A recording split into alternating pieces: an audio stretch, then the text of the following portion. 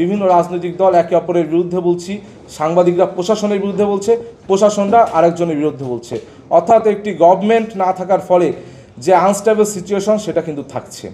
আপনাদের নিশ্চয়ই মনে আছে, আজকে এখানে আমরা যারা উপস্থিত আছি প্রত্যেকেই কিন্তু 5ই আগস্টের পূর্ববর্তী সময়ে প্রত্যেকেই কিন্তু ফ্যাসিবাদের নিষ্পেষণের শিকার হয়েছি, কেউ কম কেউ বেশি, হয়তোবা ফরমেশন ভিন্ন ছিল, কিন্তু আমরা প্রত্যেকেই কিন্তু অত্যাচারিত এবং নিপীড়িত ছিলাম।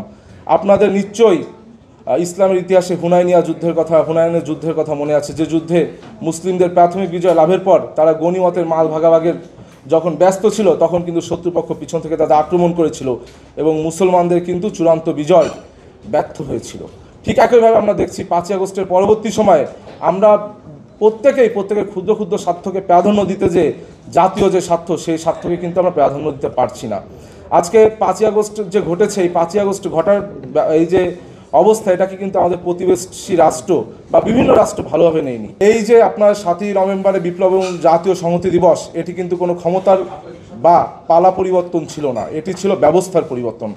আপনারা জানেন যে 1971 সাল পরবর্তী সময় থেকে 72 থেকে 75 বাংলাদেশে একদলীয় শাসনতন্ত্র, বাকশাল কায়েম এবং বিভিন্ন যে মিডিয়াগুলো রয়েছে সেইগুলো যে মিডিয়ার মত প্রকাশের অধিকারকে ক্ষুণ্ণ করা হয়েছিল, সেই ব্যবস্থার পরিবর্তনই কিন্তু ঘটেছিল বহুদলীয় গণতন্ত্র প্রবর্তনের মাধ্যমে।